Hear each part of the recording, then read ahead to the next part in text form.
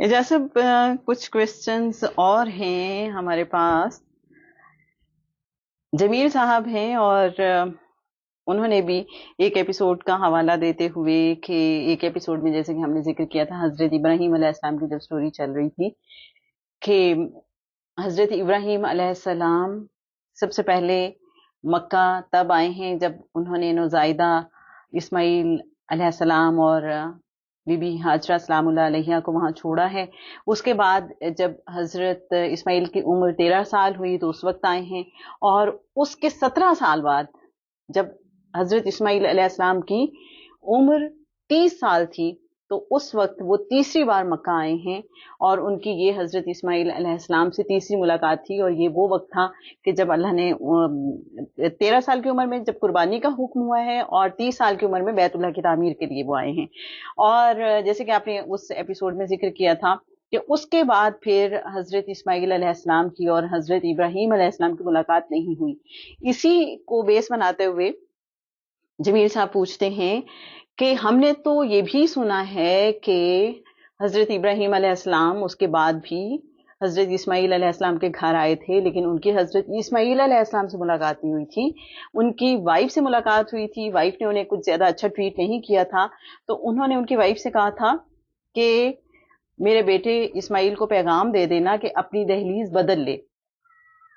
جب ان کی وائف نے حضرت اسماعیل علیہ السلام کو یہ میسج دیا تو وہ سمجھ گئے کہ اس کا مطلب ہے کہ اپنی بیوی کو طلاق دے دو. انہوں نے ایسا ہی کیا. اس کے بعد انہوں نے دوسری شادی کی. حضرت ابراہیم علیہ السلام دوبارہ سے آئے اور ان وائف نے بڑا اچھا خیر مقدم کیا, بہت اچھے طریقے سے پیش آئیں. تو اس وقت بھی جمیل صاحب کہتے ہیں کہ حضرت ابراہیم علیہ السلام نے, روایات میں آتا ہے کہ ان حضرت اسماعیل علیہ السلام کی سیکنڈ وائف سے کہا تھا کہ ان کو میرا پیغام دے دینا کہ اپنی چوکھٹ پہ قائم رہنا. تو وہ پوچھتے ہیں کہ پھر یہ کیا سلسلہ ہے, اس کے بعد بھی تو آئے ہیں. پہلی بات تو یہ بھی وہ جو تکلم ہوتا ہے, بات ہوتی ہے, جی اس میں جمیل صاحب نے نہیں کہا, یہ لوگ کہتے ہیں کہ بھائی جی جمیل صاحب نے پوچھا روایت کی بات, جی روایت کی بات, روایت کا ذکر جی کیا. جی جی تو جمیل صاحب یہ مائنڈ نہ کر لینا ہم نے ان پہ بات لگا دی کہ شاید انہوں نے خود بنا لی. جی جی بالکل صحیح. یہاں پہ پہلے تو لاجک کی بات کرتے ہیں. جی کیا اللہ کے نبی صرف اس بات پہ کہ وہ گھر آئیں اور ان کی بہو ان کو اچھا ٹریٹ نہ کرے, اپنے بیٹے کو پیغام دے کے جائیں گے کہ اس کو ڈیورس دے دو, یہ بڑی دیسی سی روایت بن گئی. بالکل جی کلچر کی روایت بن گئی. آپ پنجابی کہتے کہتے رک گئی کہ ہم مائنڈ کر جاتے ہیں, ہم سمجھتے ہیں کہ بہو کا کام اس کے علاوہ کچھ نہیں ہے, جو کہ مناسب اپروچ نہیں ہے. جی بالکل بالکل. دوسری بات یہ ہے, یہ پہلی لاجک کی میں نے بات کی. دوسری بات لاجیکل یہ ہے کہ نکاح کا حق اور ڈیورس کا حق کسے ہے؟ obviously ہسبینڈ کو ہے. ہسبینڈ وائف آپس میں جنہوں نے رہنا ہے یا نہیں رہنا, ماں باپ کو نہیں ہے. جی یہاں پہ ہم اسٹیبلش کیا کر رہے ہیں؟ ایک غلط پریسیڈنس یا غلط قانون کی بات کر رہے ہیں, یا غلط کنسپٹ. جی کانسیپٹ. جی تیسری بات یہ ہے, یہاں پہ اور جو مزید کہا جاتا ہے وہ اصل میں برخورداری دکھائی اسماعیل علیہ السلام نے کہ ابا جی کہہ کے گئے تو میں نے یہ کر دیا. یہ تو لاجک کی باتیں تھی. جی اب آتے ہیں حقیقت کیا ہے. ہم نے پہلے بھی ذکر کیا تھا کہ کچھ روایات کو اسرائیلی روایات کہا جاتا ہے. یہ وہ روایات ہیں جو چلتی آئیں یہودیوں میں. جی تورات میں, آج کی تورات میں کوٹ ان کوٹ بتا رہا ہوں کہ موسیٰ نے کہا کہ اپنی امت سے, اپنے لوگوں سے, بنی اسرائیل سے کہا کہ جو مصر میں اپنا کنعان میں مصر میں رہنے والے قبطی ہیں ان سے زیورات مانگو, اور اگلے دن موسیٰ وہ زیورات اپنی قوم کے ساتھ لوٹ کر چلے گئے. کوٹ ان کوٹ, یہ میرے لفظ نہیں ہے, میں بار بار کہہ رہا ہوں کوٹ ان کوٹ. کیا میں مان لوں کہ اللہ کا نبی کبھی نہیں ہو سکتا ہے, دھوکہ دے رہا ہے؟ سوال ہی پیدا. اللہ کا نبی یہ پلان کر کے کہ ان سے جی پھر دوبارہ میں دوسری کوٹ کرتا ہوں آپ کو, تورات اگین, آج کی تورات جو میں پڑھتا ہوں یا میرے پاس موجود ہے, وہ کہتی ہے کہ جب موسیٰ علیہ السلام اللہ کے کہنے پہ روزہ رکھ کے 30 دن کے لیے چلے گئے تو سامری جادوگر نے بچڑا بنایا. جی جی جی. تو وہ کہتے ہیں وہ بچڑا کس چیز سے بنایا؟ وہ کہتے ہیں ایک تو خواتین نے اپنے جو بھی زیورات ان کے پاس موجود تھے وہ دیے, اور دوسرے وہ لوٹا ہوا سونا دیا جو وہ قبطیوں سے لوٹ کے لائے تھے, دھوکے سے لائے تھے. جی کوٹ ان کوٹ, میرے الفاظ نہیں ہیں جی. اب آپ کو اس کی بہت سی چیزوں کی اوتھینٹسٹی سمجھ آنی چاہیے. اچھا, ہم اس پہ شاید کسی لسنر یا ویور کا یہ خیال ہو کہ ہم کوٹ بھی کرتے ہیں کہ تورات یہ کہتی ہے, جی بائبل یہ کہتی ہے. دیکھیں سب سے بڑا معیار ہمارے پاس کیا ہے؟ اگر کوئی چیز قرآن کریم کو ٹیسٹیفائی کرتی ہے, اگر کوئی چیز قرآن کریم کی اکارڈنس میں ہے تو اس میں تیسری کوئی بات رہ ہی نہیں گئی. بالکل. ایک بات قرآن کریم کہہ رہا ہے, تورات بھی وہی بات کہہ رہی ہے, تو اس کے سچا ہونے میں کچھ شک ہونا چاہیے. 1 سیکنڈ, کچھ ہے تاریخی روایات, سائز آف دی بوٹ یا آرک, نوآز آرک, کشتی نو, سفینہ نو, اس کی ڈائمینشنز اللہ کہتا ہے بہت بڑی تھی, عبرت کا نشان بنا دیا اتنی بڑی تھی. تورات کہتی ہے اتنی بڑی تھی. وہ دونوں آپس میں میچ کر رہی ہیں, ایک دوسرے مطابقت رکھتی ہیں. ٹھیک ہو گیا. لیکن اصل بات تو یہ ہے نا حجاز صاحب, ہم قرآن پاک کی روشنی میں ہی دیکھ رہے ہیں نا. جی بیسک فارمولا قرآن کریم جی یا میرے سرکار کی بتائی ہوئی باتیں جسے ہم حدیث کہتے ہیں آسان لفظوں میں. بالکل. اس کے بعد اس کا میرٹ ہے جو دیکھنا پڑے گا. آپ نے ایک اور چیز سنی ہوگی کہ ابراہیم علیہ السلام نے 3 موقعوں پہ جھوٹ بولا,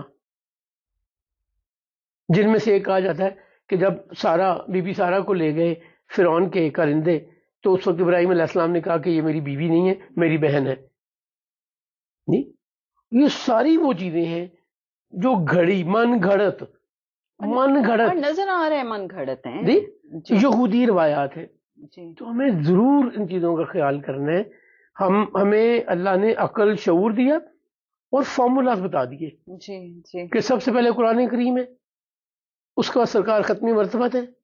جی, ان کی باتوں کی روشنی میں, اس ماڈل کی روشنی میں you can simply filter out some thing right اور رانگ. مطلب یہ لاجیکل ہی نہیں لگ رہا. اگر ہم اس پہ بھی غور کریں, ابو الانبیاء جی جھوٹ بولیں گے, اور پھر ہم کہتے ہیں مسئلے سے جھوٹ بولا جا سکتا ہے. جیسے ابھی یہ دہلیز والی ہم بات کر رہے ہیں, تو یہ لاجیکل ہی نہیں لگتا. اچھا, یہ ہے ہی نہیں. جی. پھر وہ کتنی دور رہتے تھے؟ وہ فلسطین میں رہتے تھے. جی. فلسطین سے آنے میں 40 دن لگتے تھے اس زمانے میں. جی 40 دن واپس آنے میں لگتے تھے. وہ کتنا آسان تھا ان کے لیے آنا جانا, اور جبکہ عمر بھی ان کی زیادہ اب ہو چکی ہے. بزرگ سے بزرگ ہوتے جا رہے ہیں, اکیلے اتنے دنوں کا سفر کر کے آئے, اور اتنی سی بات سے ناراض ہو جائیں, اور پھر وہ اتنی سی بات کہہ کے چلے جائیں. حضرت اسماعیل علیہ السلام اگر کہیں ہیں, گئے ہوئے ہیں, تو ان کا انتظار بھی نہ کریں کہ میں پھر بیٹے سے انبیاء کے ظرف اگر کسی نے دیکھنے ہیں نا, تو یوسف علیہ السلام کو دیکھے, یعقوب علیہ السلام کو دیکھے. 40 سال تک تکلیف میں رہے, بغیر کوئی بات کیے معافی دے دی. سرکار ختمی مرتبہ کتنی تکلیفیں, جان کے لالے پڑے رہے, ان کی قتل پہ درپے رہے, کھانا کھاتے ہوئے گندگی پھینکتے رہے, ان کے گھر کے باہر وہ گندگی پھینک جاتے تھے, مردار پھینک جاتے تھے, بدبو آتی تھی, کیا کچھ نہیں کیا. اور فتح مکہ کے موقع پہ کہتے ہیں کہ آج جیسے کوئی مواخذہ نہیں ہے, اللہ نے ان کو اقتدار اختیار مکمل دے دیا اس شہر پہ, ان لوگوں پہ, تو کیا فرماتے ہیں؟ جاؤ معاف کر دیے. جی, تو انبیاء اتنی سی باتوں سے ناراض ہوں گے؟ یہ ساری بے بنیاد روایات ہیں جو اسرائیلی ادب سے آئیں, اور ہم نے اپنی نادانی میں اڈاپٹ کر لی اور آگے سنانی شروع کر دی. سو میرا رسپانس یہ ہے. جمیل صاحب اگر اس کے بعد بھی کوئی بات ہو تو ہم مزید اس پہ ڈسکس کرنے اور تحقیق کرنے کو تیار ہیں. میرا یہ ہے کہ حضرت موسیٰ علیہ السلام کی بہت رسپیکٹ کرتے ہیں یہودی, تو انہوں نے ایسی حضرت موسیٰ علیہ السلام کو کیوں انہوں نے ان کے لیے ایسی بات کی, حضرت ابراہیم علیہ السلام کے لیے انہوں نے ایسی کیوں بات کی من گھڑت کر؟ بڑا خوبصورت سوال ہے. یہ ہوتا پتہ کیا ہے, میں اپنے آپ کو جسٹیفائی کرنے کے لیے چیزیں ڈھونڈتا ہوں. فار ایگزامپل یہ ایک پیپر ہے, اور یہاں پہ یہ مجھے پین دیجیے گا, تھینک یو. یہ میں نے ایک لائن لگائی ہے, اس لائن کو کاٹے بغیر چھوٹا کر کے دکھائیں, نہیں کیا جا سکتا. یہ لیں, یہ لائن چھوٹی ہو گئی، میں نے کاٹا بھی نہیں ہے. اب میں اپنا قد تو بڑھاتا نہیں ہوں، میں اپنا ظرف، اپنے اعمال، اپنی چیزیں نہیں بڑھاتا، تو میں کیا کروں گا؟ میں جو بڑا نظر آ رہا ہے نا اسے چھوٹا کروں گا. سو میں نے اپنی، قرآن کہتا ہے کہ وہ بار بار کہتا ہے کہ تورات اہل کتاب چند ٹکوں کے عوض اللہ کا کلام بیچتے رہے. تو بیچنے سے مراد یہ نہیں ہے کہ آپ آئی تھیں، آپ نے کہا تھا مجھے یہ الہامی کتاب چاہیے تو میں نے آپ سے کچھ پیسے لیے اور وہ الہامی کتاب آپ کو پکڑا دی پبلش کی ہوئی. نہیں نہیں نہیں، اللہ کریم یہ نہیں کہہ رہا. میں نے تو جو حکم ہے وہی بدل دیا. ایک موقع پہ سرکار ختمی مرتبہ صلی اللہ علیہ وسلم نے ایک یہودی کا کیس آپ کے ساتھ آیا، سامنے آیا، جی مدینہ پاک میں رہتے ہوئے. جی آپ نے پوچھا تورات کیا کہتی ہے؟ تو ان کے عالم نے غلط بتایا اس کو بچانے کے لیے. سرکار فرماتے ہیں کیا تورات میں یہ نہیں لکھا ہوا؟ وہ شرمندہ ہوا. اس نے کہا جب آپ کو پتا تھا تو مجھ سے کیوں پوچھا آپ؟ یعنی شرمندگی کا اظہار وہ کر رہے ہیں. اس کا خیال تھا کہ سرکار ختمی مرتبہ کو تورات کا کیا پتا ہوگا. وہ تو رسول اللہ کے علم سے، اللہ کی اطاعت سے واقف ہی نہیں تھے نا. تو یہ جو اللہ کریم فرماتے ہیں کہ چند ٹکوں کے عوض بیچتے رہے، وہ قانون بدل دیا، ٹھیک قانون نہیں بتایا، آپ کی مرضی کا فلسفہ، مرضی کا فتویٰ دیا. That is it. تو وہ کرتے ہوئے انہوں نے موسیٰ علیہ السلام کو، ابراہیم علیہ السلام کو، دوسرے انبیاء کو، ان کی عظمت کو کم کرنے کی کوشش کی. جی جی انہوں نے ایک اور بڑا امپورٹنٹ کوشچن کیا ہے جس پہ بات ایک ایپیسوڈ میں ہم کر بھی چکے ہیں کہ قیامت کے دن ہم نے تو سنا تھا کہ ماں کے نام سے پکارا جائے گا، لیکن آپ نے کہا ایسی کوئی بات ہی نہیں ہے. اور وہ کہتے ہیں کہ ایون ہمیں تو یہ بھی پتا ہے، بتایا جاتا ہے کہ ماں کے نام سے پکارے جانے کے پیچھے حکمتیں کیا کیا ہیں. ونس اگین جی یہ یہودی روایت ہے. شاید ہمارے سننے والے کچھ لوگوں کے لیے یہ بات نہیں ہو. دنیا کے تمام مذہب، دین جی باپ سے چلتے ہیں. جی یہودیت ماں سے چلتی ہے. اگر ماں یہودی نہیں ہے تو پیدا ہونے والا بیٹا یہودی نہیں ہے. یہودیت وہ دین ہے جو اڈاپٹ نہیں کیا جا سکتا. جی اگر آپ پیدا یہودی ہوئے ہیں تو آپ یہودی ہیں. بایولوجیکل اپنی چوائس سے کنونس ہو کے کوئی سرٹن چیزوں پہ ایمان لا کے، جیسے ہم اللہ کے ایک ماننے پہ، رسالت مآب صلی اللہ علیہ وسلم ختمی مرتبت ہونے پہ، قرآن کریم اور پرانی کتابیں، جی فرشتوں پہ، قیامت کے دن پہ ایمان پہ لے آتے ہیں تو ہم ایمان لے آتے ہیں، مسلمان ہو جاتے ہیں. یہودی آپ ایسے نہیں مان سکتے. ماں کا یہودی ہونا ضروری ہے. پہلے تو یہ ہے. دوسرے یہ انہی کی روایت ہے، یہ یہودیوں کی روایت ہے. میں تو اس دن بھی چیلنج کیا تھا، آج بھی چیلنج کر رہا ہوں. ایسی کوئی روایت موجود نہیں ہے. اگر کسی کے پاس ایسی کوئی روایت موجود ہو تو ہمارے علم میں اضافہ کریں کہ قیامت کے دن لوگوں کو ماں کے نام سے بلایا جائے گا. یہ پہلی بات ہوگی. یہ تو نیگیٹو ہوگی نا. اب پازیٹو لے لیں. آپ کو متعدد احادیث ملیں گی قیامت کے بارے میں کہ اللہ کریم قیامت کے دن یہ کر کے کہہ رہا فلاں ابن فلاں. ابن کس کے لیے استعمال ہوتا ہے؟ بیٹے کے لیے، باپ کے لیے، باپ اور بیٹے. جی ایک جگہ آپ فرماتے ہیں کہ تمہارے نسب کے ساتھ یہ بات ہوئی، نسب کے ساتھ بلایا جائے گا. جی یہ دو باتیں ہوگی. تیسری بات، اللہ جو حکمت بیان کی جاتی ہے، چونکہ ماں تو ایک ہی ہوتی ہے نا، اور ماں کا پتہ ہوتا ہے یہی ماں ہے، چونکہ وہ بایولوجیکل ڈیولپمنٹ ایسی ہے کہ ماں کے جسم سے ہی بیٹے نے، بیٹی نے، اولاد نے پیدا ہونا ہے. باپ کے کیس میں ایسا نہیں ہوتا.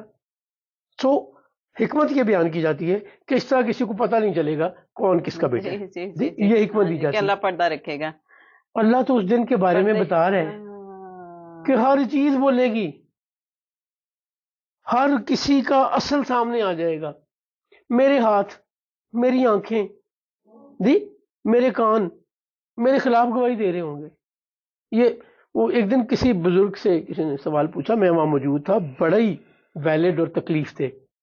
وہ کہتے ہیں میری بیٹیاں اور میری بیوی میری بڑی عزت کرتی ہیں، مجھے بڑا اچھا انسان سمجھتی ہیں. اگر قیامت کے دن میرے اعضاء نے میرے خلاف گواہی دے دی تو مالک میری عزت کہاں جائے گی؟ یہ تو وہ خوف ہے جو ہم سب کو ہے. یہ وہ خوف ہے جو اللہ کو پسند ہے.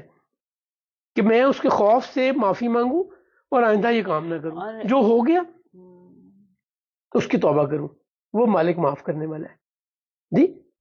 تو یہ تو ہونا ہے نا، یہ تو اس نے کہا ہے کہ گواہیاں آئیں گی، حق میں بھی آئیں گی، خلاف بھی آئیں گی، تم انکار کرو گے، وہ سب چیزیں گواہیاں دیں گی. اور پھر وہ ایک جو منظر ہے کہ کچھ لوگ یہاں بڑے بنے ہیں اور اپنے آپ لوگوں کی نظر میں بھی اللہ نے ان کے بڑے بھرم رکھے ہوئے ہیں، اور کچھ لوگ ایسے ہیں جن کو کوئی کسی گنتی میں شمار نہیں کرتا، اور اس روز پتہ چلے گا کہ جن کو کوئی گنتی میں شمار نہیں کرتا تھا وہ اعلیٰ مقام پہ ہیں، اور جو جس نے رب کو راضی کر لیا. جی جی جی جی.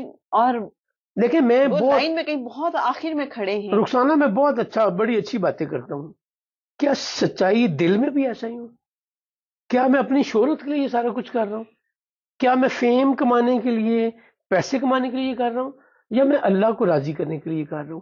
یہ میرے مالک کے سوا کوئی نہیں جانتا جی. یا میں جانتا ہوں، نیتوں کا حال اللہ جانتا ہے، یا میں جانتا ہوں میری انٹینشن کیا ہے.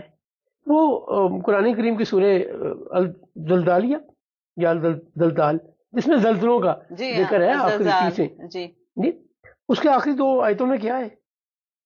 ذرہ برابر بھی نیکی کی ہوئی تو اس کا صلہ ملے گا، اور ذرہ برابر بھی خرابی کی ہوئی تو اس کا صلہ ملے گا یا سزا ملے گی. وہ مالک معاف کر دے، اس کی مہربانی ہے، اسے معافی ہی مانگنی چاہیے.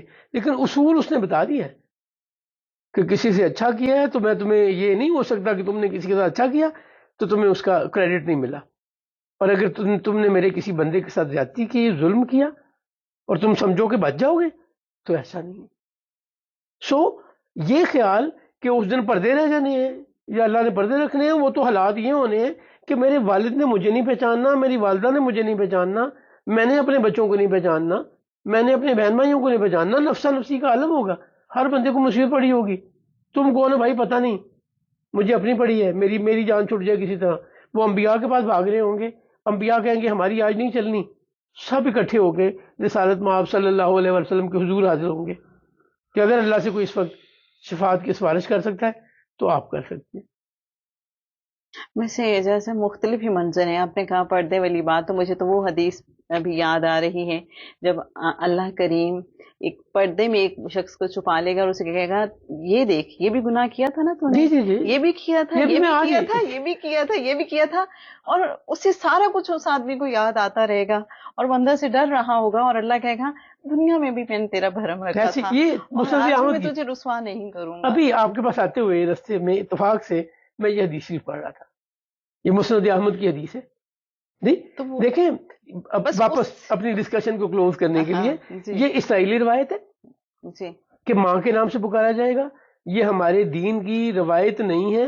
سرکار ختمی مرتبہ صلی اللہ علیہ وسلم نے کلیئرلی بتایا قیامت کے دن کیا ہونا ہے جی. اللہ اپنی جناب سے سب کو معاف کر دے، اپنی رحمت کی چادر اور پھیلا دے، رحمت میں لے لے، سرکار کی شفاعت ہمیں نصیب ہو جائے. اللہ ہماری غلطیاں کوتاہیاں معاف کر. اور ویسے جیسا آج جو بات ہو رہی ہے، نہ جانے کیوں میرا دل چاہتا ہے اللہ جو اتنا مہربان ہے، اتنی ہم سب سے محبت کرتا ہے. ایک حدیث میں پڑھ رہی تھی اور اس کا مفہوم کہ قیامت کے روز اب جب ہو چکا ہے حساب کتاب تو جہنم میں سے 2 آدمیوں کی چیخنے کی آوازیں آ رہی ہیں، اونچی اونچی آواز میں چیخ رہے ہیں. اب اللہ سب کچھ جانتا ہے لیکن اللہ پوچھتا ہے کہ کیوں چیخ رہے ہو اتنی زور زور سے؟ تو وہ کہتے ہیں کہ اس لیے کہ شاید تو اپنی رحمت کے ساتھ ہماری طرف متوجہ ہو جائے. اب اللہ نے انہیں جہنم سے باہر نکال لیا ہے اور اللہ ان سے پوچھ رہا ہے، تو اللہ کہتا ہے میری رحمت تمہارے لیے یہی ہے کہ تم واپس اپنے آپ کو جہنم میں ڈال لو. اب ان میں سے جو ایک شخص ہے وہ سوچتا ہے کہ میرے رب کا یہ حکم ہے، اور وہ اللہ کا حکم سمجھ کے سر تسلیم خم کر دیتا ہے، اطاعت اور فرما برداری کا مظاہرہ کرتا ہے، جہنم میں واپس اپنے آپ کو ڈال لیتا ہے، اور اللہ اس کے لیے جہنم کی آگ کو سلامتی والا بنا دیتا ہے، سرد بنا دیتا ہے. اب اس کے لیے وہ جو جہنم ہے وہ بھی جنت بن گئی. اور دوسرا جو شخص ہے وہ اپنے آپ کو جہنم میں نہیں ڈال رہا، اور اللہ سب جانتا ہے کہ کیوں نہیں ڈال رہا، تو اللہ اسے پوچھتا ہے تو وہ کہتا ہے کہ اللہ میں نے تو یہ سنا تھا کہ ایک بار جس کو جہنم سے نکال لیا جائے گا اس کو واپس نہیں ڈالا جائے گا. تو اللہ معاف کرنے کے رنگ ہے طریقے ہی بہانے ہیں اس کے لیے. دیکھیں اس شخص کے لیے جس نے جہنم میں اپنے آپ کو واپس ڈال دیا اللہ کا حکم سمجھ کے ایک اطاعت میں پار ہو گیا اور ایک اس کی رحمت کا گمان میں پار ہو گیا. اللہ سب کو مہربانی کرے. اور اس کے لیے علماء اس کی تشریح یوں کرتے ہیں کہ جو ابتلا میں آزمائش میں مشکلات میں اللہ کے حکم کے سامنے اللہ کے فیصلے کے سامنے سر تسلیم خم کر دیتا ہے تو اللہ اس کو ایسے ہی مشکلات میں سکون دے دیتا ہے. آج کے لیے بس اتنا ہی. انشاءاللہ نیکسٹ ایپیسوڈز میں نئے موضوعات کے ساتھ پھر حاضر ہوں گے. السلام علیکم ورحمۃ اللہ وبرکاتہ.